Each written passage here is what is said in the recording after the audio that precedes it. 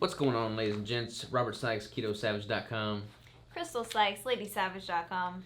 And we want to talk a little bit about body composition scans. So if you're in the keto, low-carb, biohacking space, if you're in the fitness space in general, you've probably done an in-body machine, a DEXA scan, a bod pod, something of that nature to kind of gauge your body's composition, your fat percentage, your lean muscle tissue percentage, and all that entails. That's a great way to kind of figure out what your protein intake needs to be, what your total caloric intake needs to be from like a basic starting point standpoint.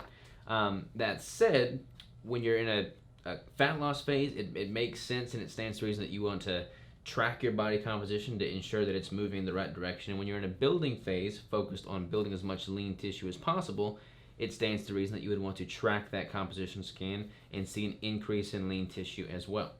So, Crystal and I are both in a building phase. We've been building for 3 months now? We've been doing it for a while now, but we've been documenting this current building phase for 3 months since January. Mm-hmm. We got a DEXA scan on January 5th, and we just got another DEXA scan on the 14th of April. And we want to go over those results because we were surprised by them, and it forced us to dig a little deeper. You want to go over yours first there? What would you like me to share? I didn't really want to share all my information with you guys because I feel like there's all these comparison games that go on when you share your numbers.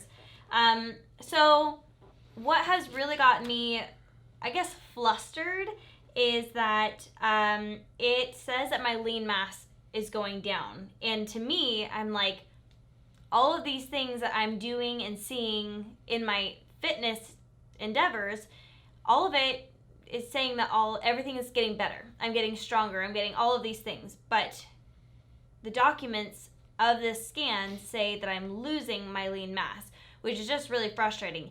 And it also says that I'm gaining body fat, which when you're in a building phase, you can kind of assume you're going to build or you're going to gain a little bit of body fat. But that was not quite the direction I wanted it to go. So when I got these results, I was just like, this is stupid. And the fact of the matter is, I mean, we're in the keto bodybuilding space. We've been building all of our content around, optimizing your performance with keto for years now. We've been following this lifestyle for 6 years. And it's like we go get our DEXA scans and it shows us we're losing muscle. Yeah. It's like, wow, why in the world would anybody in the traditional bro dieting space look at that and be like, man, I really want to go keto. I'm only going to lose muscle. Mm-hmm. So I'm like, okay, let's dive a little bit deeper here because this is not adding up. I look better every single time I lean down for competition. I've got more muscular size, more symmetry, more proportions. I'm getting stronger. In the past 3 months that we've been documenting our lifts, our total volume lifted has all increased consistently week after week after week. Mm-hmm. I feel better. I'm recovering better. Crystal's pushing some really impressive weight as well. So it just didn't make sense. So I started doing a little bit more digging, and my DEXA scan here shows that my fat mass increased. I went from 15% body fat to 16% body fat, and I expected that because I've been doing a pretty aggressive building phase. I'm eating like 37 to 3,800 calories a day, which is not a crazy aggressive surplus for me, but it's definitely a surplus. So I anticipated some gain in body fat percentage. However, it didn't make sense because I saw a decrease in lean mass from 67,447 grams to 67,382 grams. So I started diving a little bit deeper into the DEXA scan, and it has this sheet here in which it shows your left and right side. And the DEXA scan, I feel this is important to talk about because we all view and have considered the DEXA scan as the gold standard in... Even we did.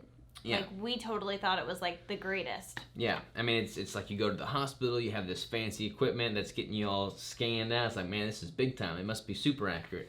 So it has this breakdown here that shows your right side and your left side because it breaks. The way the DEXA scan works is it compartmentalizes your body. You've got your legs, your trunk, and your arms, and then it calculates total body. And it shows here that my right and left side mass on my arms both increased in lean mass tissue. My trunk increased on my right side and decreased drastically on my left side, which didn't make sense to me. And my legs stayed pretty constant. My legs didn't really change, but this total body showed a massive decrease because of my trunk.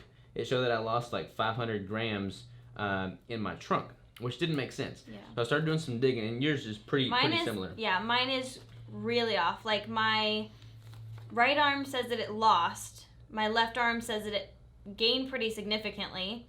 My trunk is almost the same, but lost a little bit in my right and gained significantly in my left. The leg is the same on the right, but it's pretty significant on the left. Lost lean mass, and the trunk I lost. It says that I lost, or the total body, sorry, on both.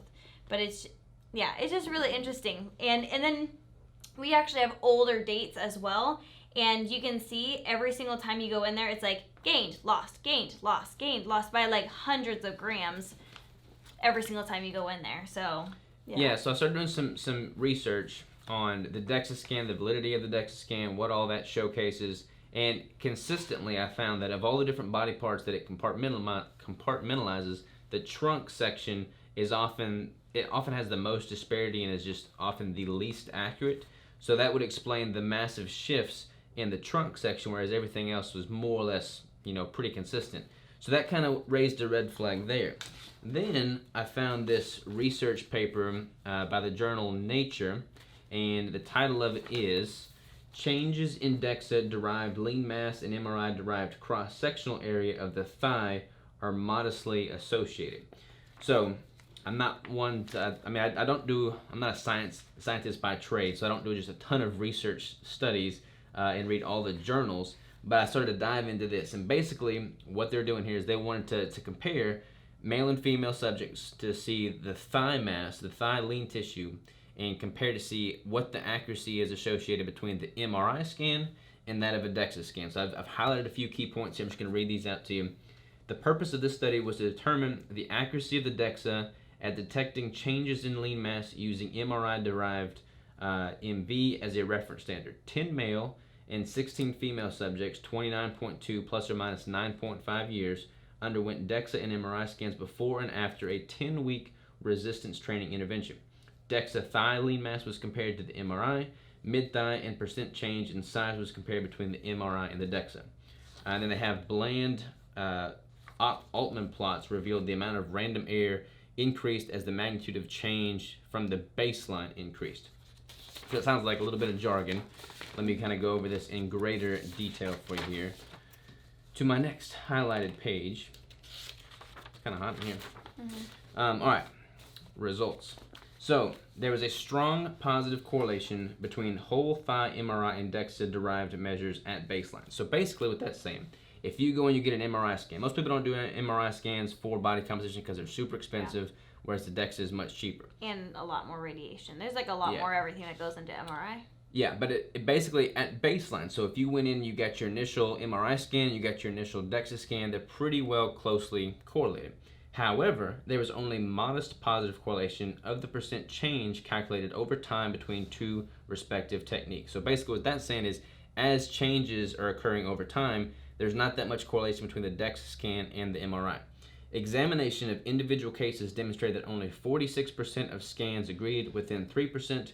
For those differing in their estimate by greater than 3%, we noted that in 43% of cases, the MRI resulted in higher estimates of percent change, whereas in 50% of cases, the DEXA resulted in higher estimates of percent change.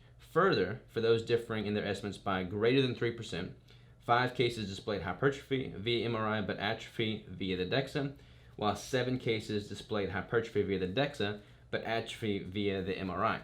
So at this point, you're probably like super confused, like, am I gaining muscle? Am I losing muscle? That's kind of what we were at too. Yeah. So this bland Altman plot is the baseline plot. This shows the correlation. The line, the solid line, is the MRI. The dots are the DEXA. That shows the correlation at baseline between the two techniques.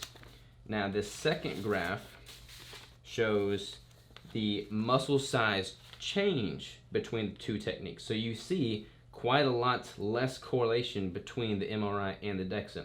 Sometimes you're gaining muscle, sometimes you're losing muscle.